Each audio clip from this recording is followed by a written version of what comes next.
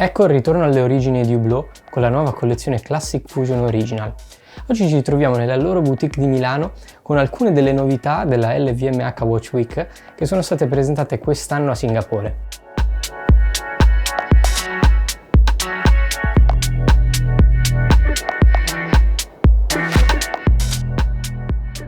Hublot, come raccontavamo in un nostro altro video, fu fondata da un italiano di nome Carlo Crocco. Rivoluzionò il settore dell'orologeria abbinando una cassa in materiale prezioso a un cinturino in gomma.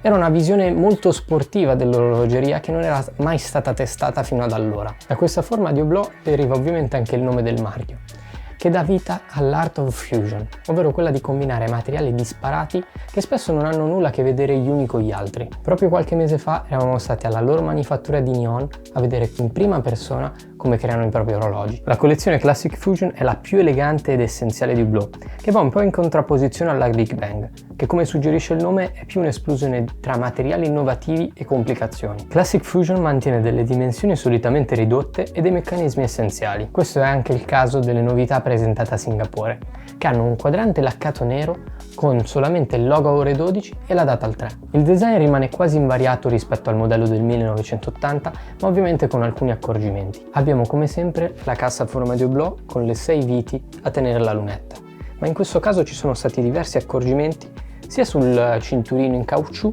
che sulla chiusura. Per quanto riguarda il meccanismo, sui Classic Fusion non ci si deve aspettare qualcosa di assurdo o rivoluzionario, perché è un movimento semplice con ore, minuti e secondi. Si tratta di un solo tempo con data, diciamo che con le sue 42 ore di riserva di carica meccanicamente l'orologio fa il suo dovere. L'ultimo accorgimento riguardo ai movimenti è sul Classic Fusion Original da 33 mm, che è un movimento al quarzo esattamente come l'MDM del 1980. Oro 18 carati, ceramica nera e titanio.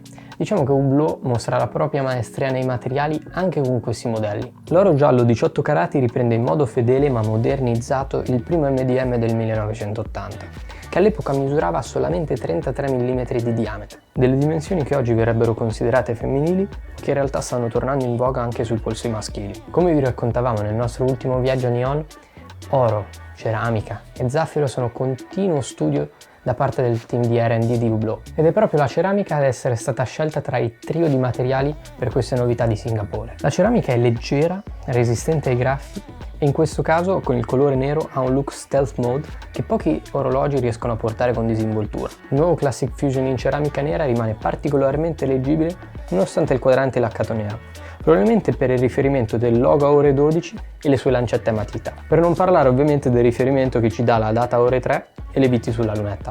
Infine abbiamo il titanio, che è uno dei materiali di punta per quasi tutti gli orologi delle collezioni Hublot. Si distingue per una leggerezza e una resistenza che pochi altri materiali possono vantare. L'utilizzo dell'acciaio probabilmente è acqua passata per il marchio, mentre il titanio rappresenta un metallo chiaro molto più dinamico e di valore per l'orologeria. Un'ultima cosa che mi ha colpito del Classic Fusion Original è la chiusura, che è realizzata in titanio e lo rende tanto leggero quanto resistente. Questi tre materiali sono stati prodotti in 3 dimensioni differenti: la 33 mm che ho al polso, la 38 che ho qui e la 42. Diciamo che se l'indecisione è vostra nemica, con queste edizioni avrete modo di scegliere tra qualsiasi dimensione o materiale. Fateci sapere qual è il vostro modello preferito nei commenti e ci vediamo al prossimo video.